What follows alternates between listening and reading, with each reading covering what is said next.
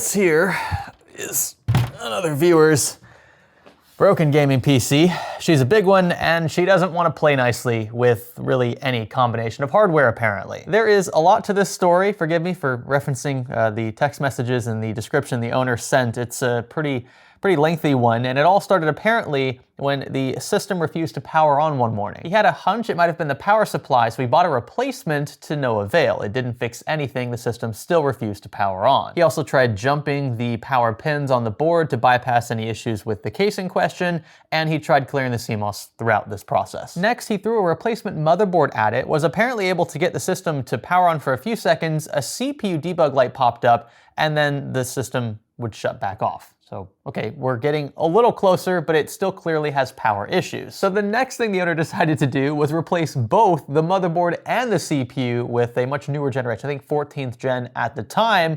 He put both of those new components into this rig and still nothing. He said at this point he tested his RAM in a friend's PC and it worked fine, and then he took his friend's graphics card, popped it into this PC, which I personally wouldn't have done. That's a bit sketched, especially if you have potentially a power issue, but he couldn't get the system to turn on with the replacement card. So he doesn't suspect that the 3080 is a 3080 Ti, yep, pretty beefy 30 series card in here. He doesn't suspect this is to blame or the RAM, but there's very clearly something wrong with this config, maybe more than one issue. So this owner's been through a lot. I really hate that he's had to go through as much as he has, and also literally had to pay the price for part of it. I'm hoping that we can get the system back up and running by the end of this one. We're gonna start off by attempting to power it on so we'll get a baseline and go from there. I hope you'll stay with me. Are you sitting on a gaming PC without an activated copy of Windows? Forget $100+ retail keys. Instead, snag an OEM Windows 10 or 11 key for a fraction of the price to unlock the full potential of the OS. Oh, and don't worry, they'll still remove those pesky activation watermarks. Click the links below to get started today and easily activate with your key under the Activation tab within Windows Settings. And be sure to use our special offer code SKGS for a sweet discount on a variety of options, including Windows 10 and 11, Pro and Home, and more. Hello there, and welcome to Fix or Flop. I already talked a little bit about how this works, but I do want to mention that we have a link in the description for those who have broken computers and who would like to have a chance to have them fixed for free in this playlist. Just click on that and we'll try to get back to you as soon as possible. Now, it's going to connect to power to attempt turning this on, but I noticed something a little different about this power supply. This is a super high wattage unit, 1300, which I think is overkill for this combination of hardware, but so be it. You can see the connector is a bit different. So a typical connector looks like this. If you try to slot it in, it ain't gonna work. Yeah, it's just similar pins, but they're just wider. They're fatter, I think, for the higher wattage handling. And so the owner was gracious enough to include his compatible cable with the rig. I was gonna hook up a monitor. I don't really know if there's a point. Let's try just powering on first.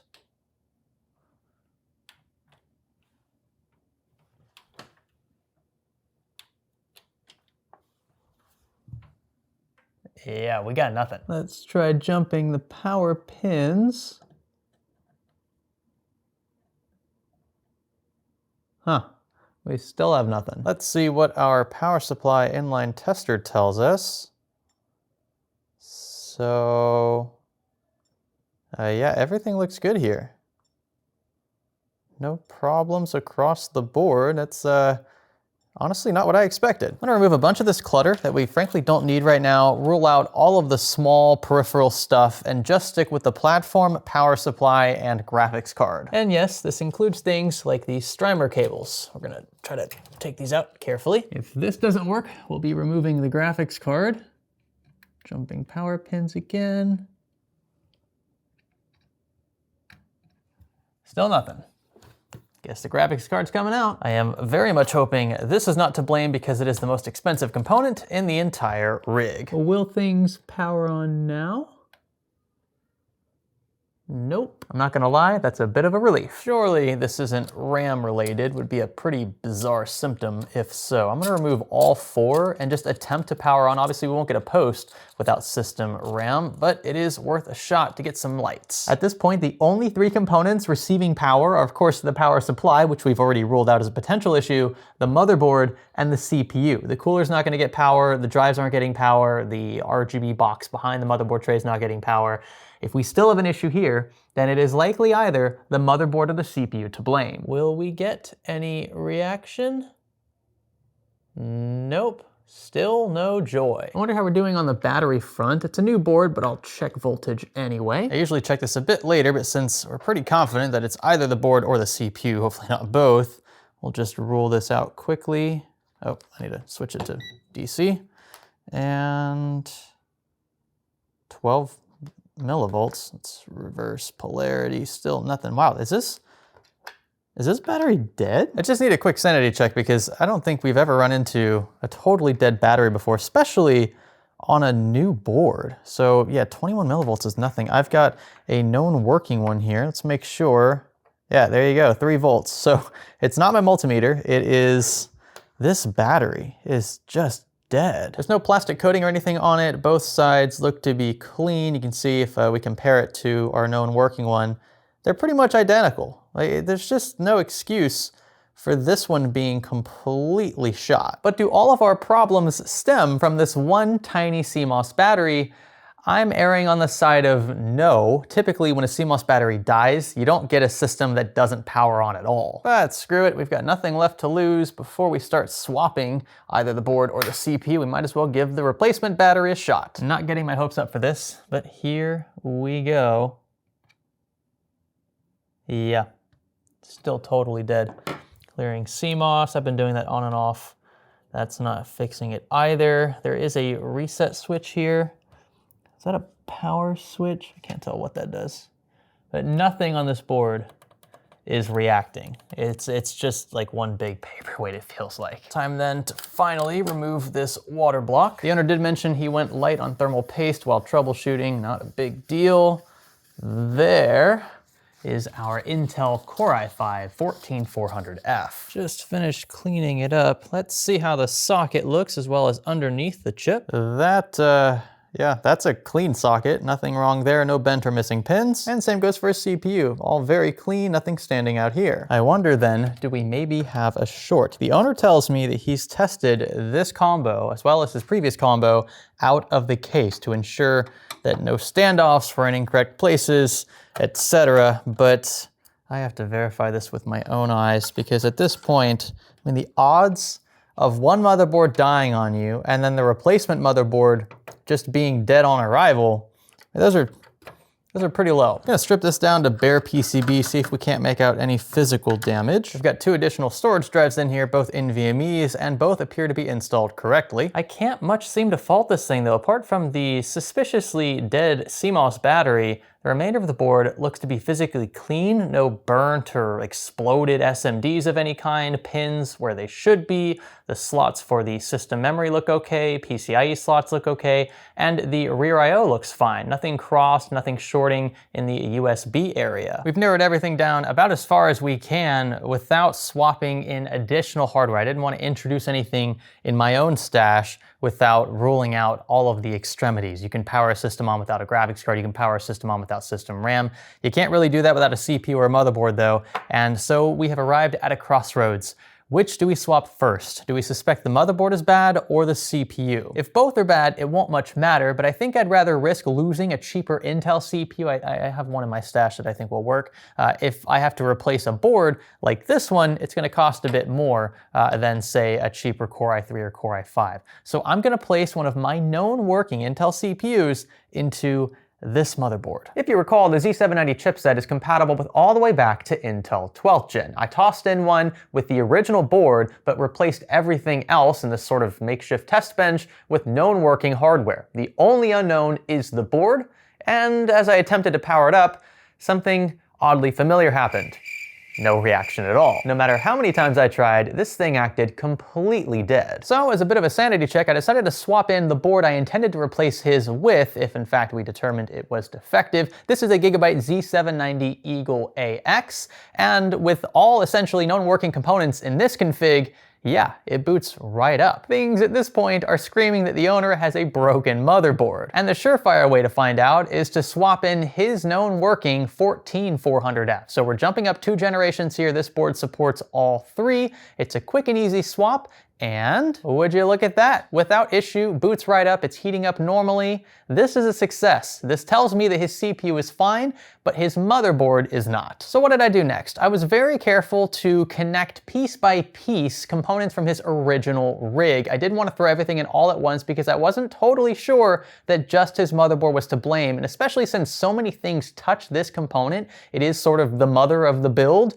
I didn't want to risk anything else damaging this replacement. So what you see me doing in these next few clips is connecting individual components one by one and powering on in between to make sure that as we slowly transition back to the owner's rig, nothing goes wrong along the way. And by the time I had reconnected everything original to the owner's system, we were looking pretty good. This bit right here, mind you, is me realizing that this replacement board is actually a DDR5 compatible one, not DDR4 like the original, something that we'll address a bit later. Not the end of the world, but I should note I didn't have a DDR4 replacement handy, so we'll stick with this for the sake of time, and I'll throw in a replacement DDR5 kit instead. It's been a bit of a wild ride with this PC. We've essentially had to fully disassemble it in order to get that motherboard swapped out and ultimately determine that the motherboard was the fault, or at least the original one. So far, with every iteration of this build coming together, things have checked out. The one remaining variable is the graphics card, the last thing that we inserted and the only thing to not be powered on with the new motherboard yet. We're gonna do that here while the camera is rolling, and we'll try for a post at the same time. Alrighty, so that's a great start. Right out of the gate, everything lights up. Better than where we started for sure. I am expecting a post actually. Let's see what our debug LEDs tell us. Looks like it is training memory, shifted to the VGA light, and the boot LED should be popping up any second. Here we go. And there is our post. There was our post. It might be a bit annoyed that we swapped boards without letting it know.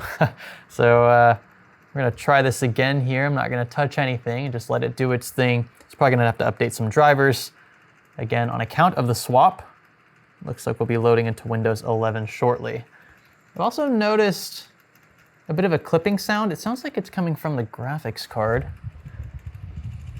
It's definitely coming from the card. Yeah, so it's this it's the innermost fan where I'm sitting, but the fan that's closest to me on the card, I just kind of stopped and the sound went away. Now that it's turned back on, that clipping sound is still there. So that, it's not a huge issue, but that fan might be going out. It happens with age. That's a bit premature. I'm not sure what it's all been through. But that's the only thing I've noticed. Gone back through and set up fan curves for him that keep his system nice and quiet. They were very loud at startup earlier. But of course, that won't change how this graphics card behaves, and anytime it gets hot, this one fan here that clips is going to become very annoying, especially as that RPM increases. I've got my mic unclipped here. I just want to give you an impression of what this sounds like in real life. It's fairly loud, even at idle. Like I said, it's gonna get a lot worse when this card is stressed. And just to show you that it is this fan, you'll hear it disappear now. Gotta find the center of the fan so I can slow it down.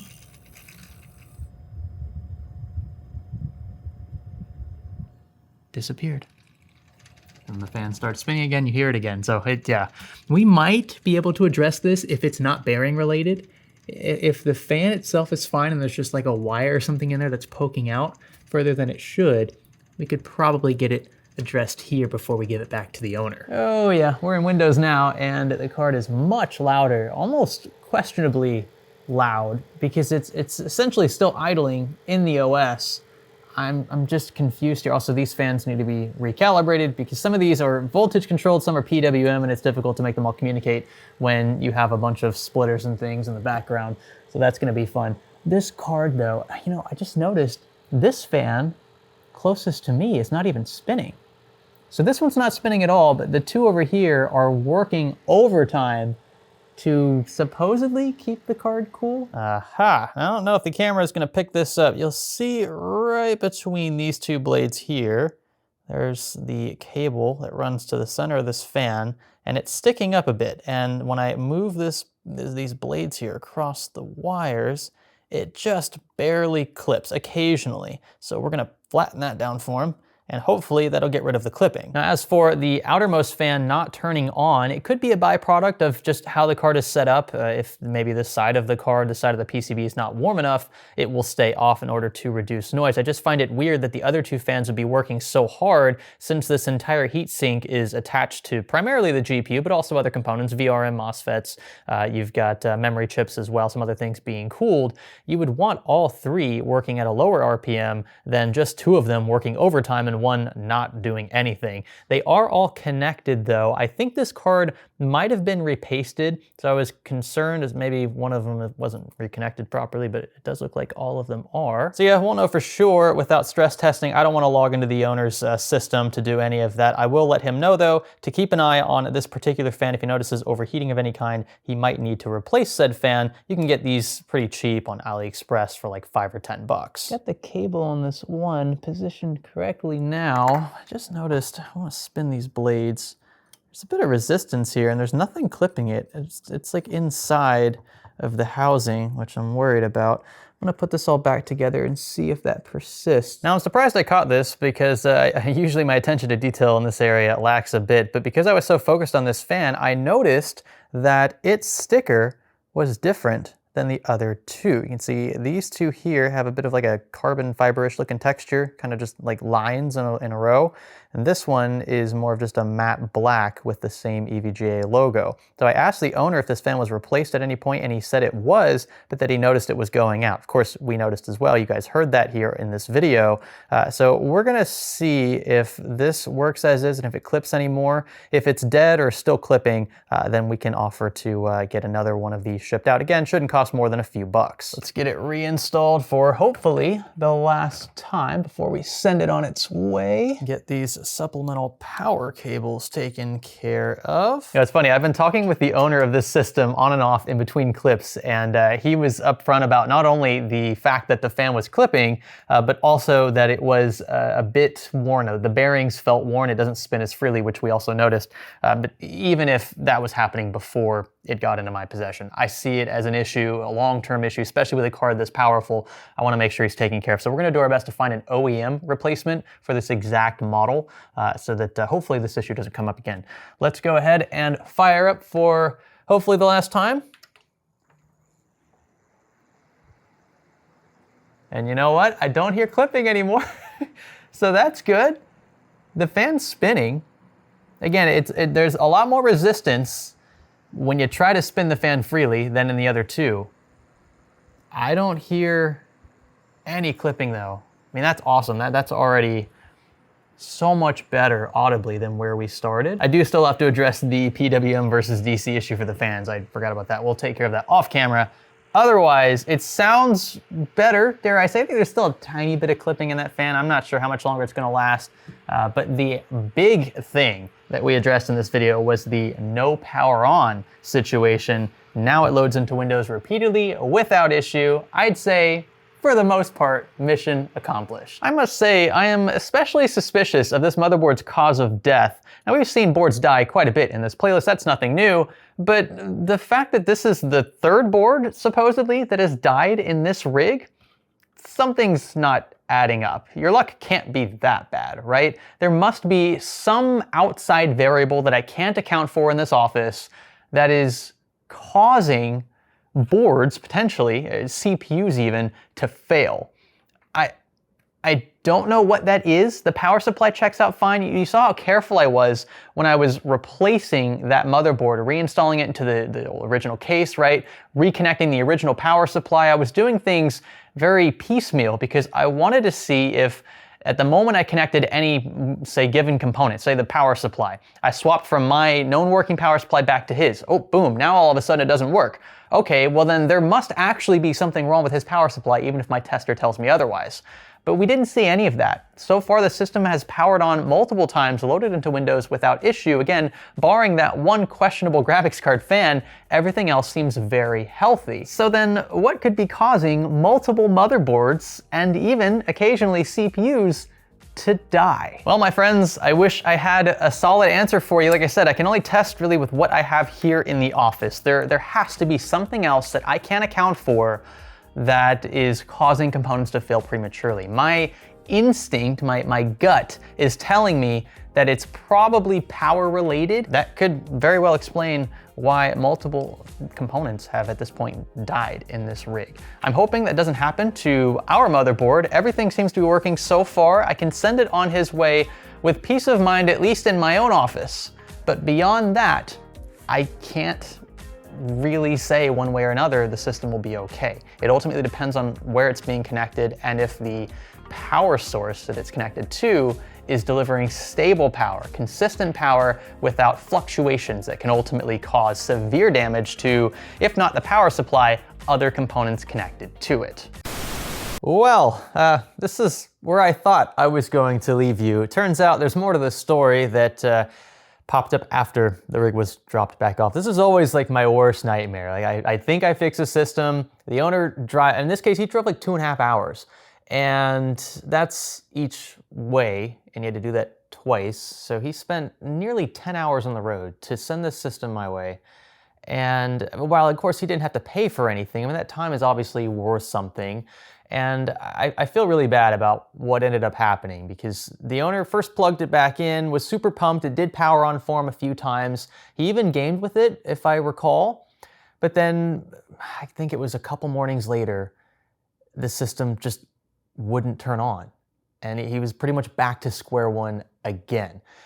At this point, I told the guy, like, dude, you've I mean, most certainly got something wrong with maybe that particular power outlet. Did you try powering it on in the kitchen or somewhere else where, you know, you're sort of removing that potential variable? And he was very careful about it, but it wasn't actually an outlet that ended up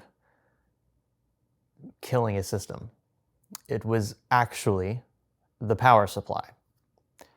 And I know some of you are screaming at me right now, Greg, I told you it was a power supply. Your inline tester doesn't tell you the full story. I understand that. An inline tester is more useful in a scenario where the power supply is actually under a load. So when you see us testing units with this particular product, in the ways that we do in these videos, the systems are at idle. They're not being stressed. And so if there is any serious, say, power delivery problem with a unit, that wouldn't be identified in an environment like this. I would have had to have logged into the owner's system and run some sort of stress test, maybe 2 stress tests, maybe like Furmark and Prime 95, like 2 very extreme examples that heavily stress both the CPU and GPU to ensure that the power supply is delivering adequate power and smoothly. That's also very important. I'm not gonna try to defend what I did in this video or not. I will just state for the record, I was not under the impression that power supply was at any point the problem for at least the time it was in this office, because one, we had tested it with the inline tester. If there was some serious issue, the inline tester would have caught it. It has many times before in other cases. But also, I powered on that system multiple times. I left it running, I didn't mention this, but I left it running for several hours off camera and never ran into an issue. I asked the owner when it died, and he said it was idling. It was just kind of sitting on the Windows home screen. He wasn't gaming when this happened. So it's not necessarily when the power supply is delivering a ton of wattage to components that it wants to kick the can.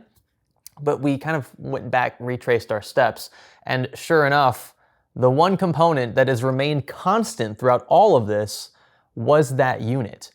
And because I didn't see those symptoms pop up here, again, it wasn't on my radar, but when the owner saw it for, I hate to say it, like the 4th time, he concluded that the power supply has to be, it has to be killing these things. And that was a very, I think, safe conclusion by that point. He went out and bought a replacement, and to date, and it's been about a week since, he hasn't had any other issues. It's a very difficult thing to process. Again, I feel bad because he drove so far to get it. This is why I recommend folks be local, because for one, I can't guarantee fixes. I never do. Even if you're not going to pay anything, you still have to pay with time. You know, you still have to drive. And unfortunately, this guy had to drive quite a bit. But the, I guess, good thing to kind of round this whole story out now is that his rig is working again. It just required another motherboard replacement and a power supply replacement. He had to replace the board that I had just thrown into this rig. So he's gone through literally 3 or 4 boards now, all because of that power supply, which I would love to get my hands on again, though he was apparently able to RMA it. So he's gonna get his money back for that unit.